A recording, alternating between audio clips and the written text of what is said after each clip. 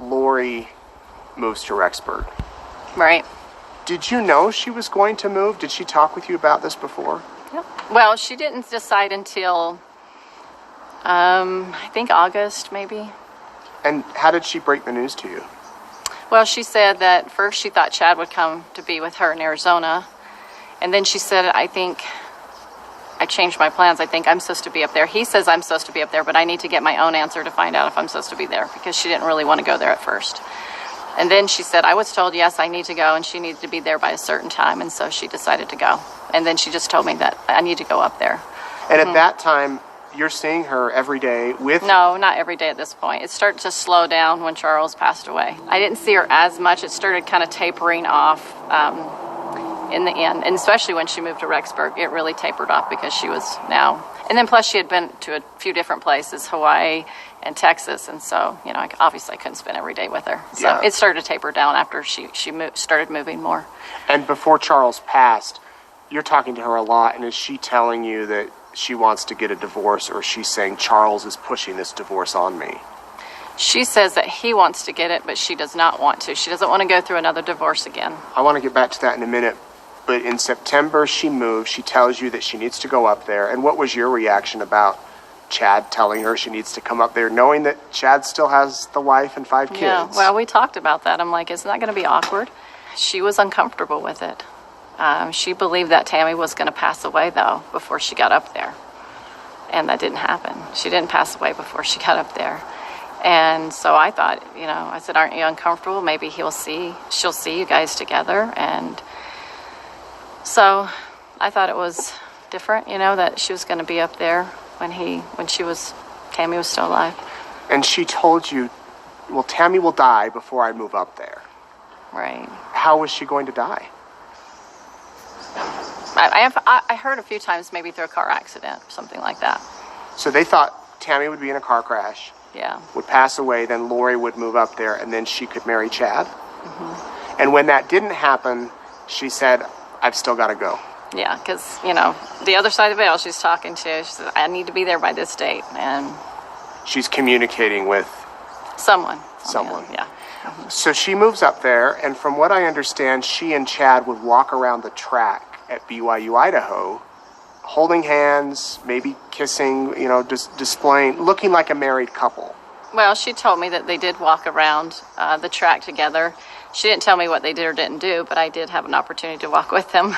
And then we walked around and looked at the different pictures. I'd never been there before, so I saw the pictures that were in the gymnasium, or, you know, behind it where they have those beautiful pictures. So we talked and we walked, and yeah, I was surprised. I'm like, aren't you worried that people are going to see you? And she says, well, Tammy doesn't come out a lot. She doesn't come over to this part a lot, so.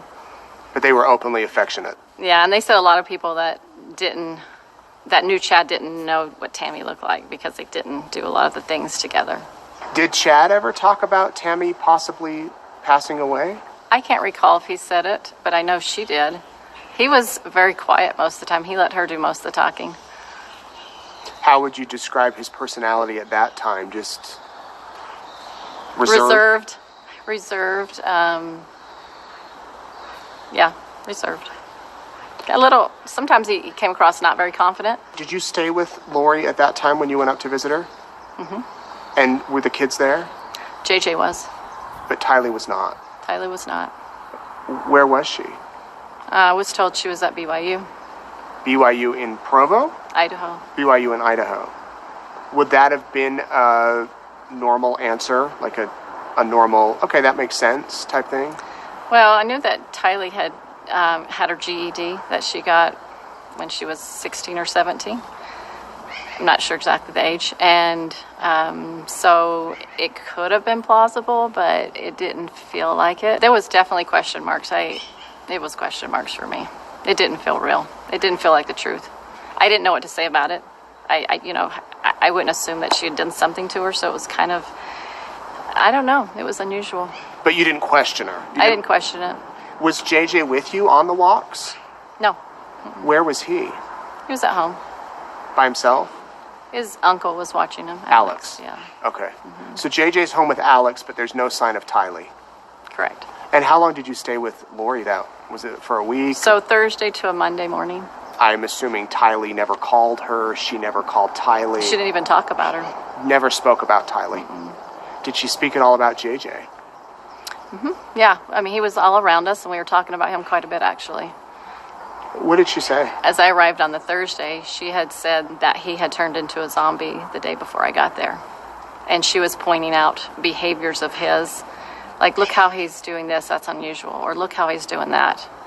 And she was trying to create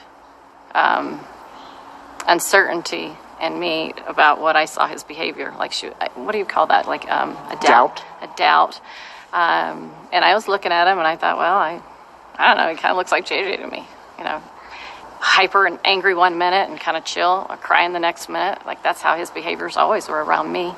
I don't know if they were always like that, but that's how I noticed him when I was around both of them.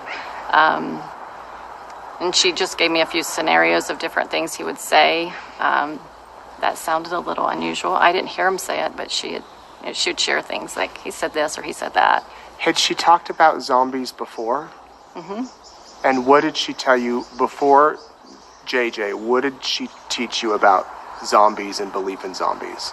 So the first person, as we all know, is Charles, was considered one. And that was brought to Lori's attention by Chad on the phone call. I was in her house when that phone call came in.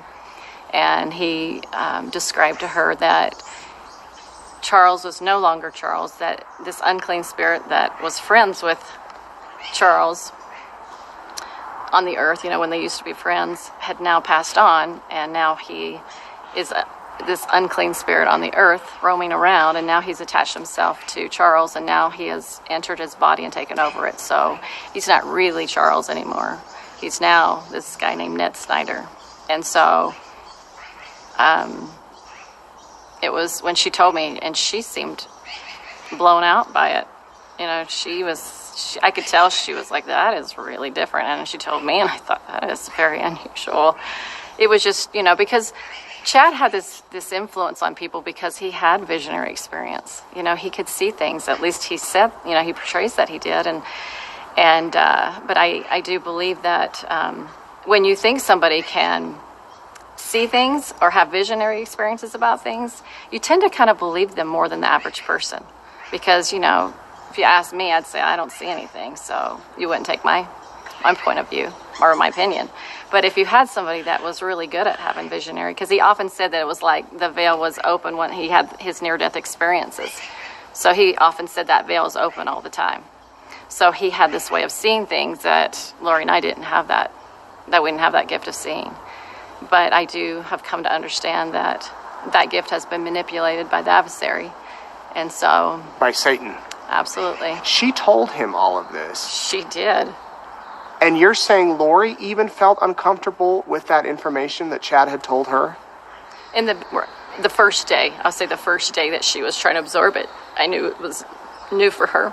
And Chad's the one that called Lori and Absolutely. said, an evil spirit has attached himself to Charles. That's right. Named Ned. That's right. Any idea where that name came from? I don't know how he got his information other than she would say he would often sit in his portal and receive revelation about people. So he's sitting in the portal most likely and received that. And he's telling Lori, you know, Charles has this evil spirit. He's a zombie? I'm not sure if they used that word in the beginning. Okay. They didn't use that word right away. They probably said that someone has taken over his body named this Ned Snyder.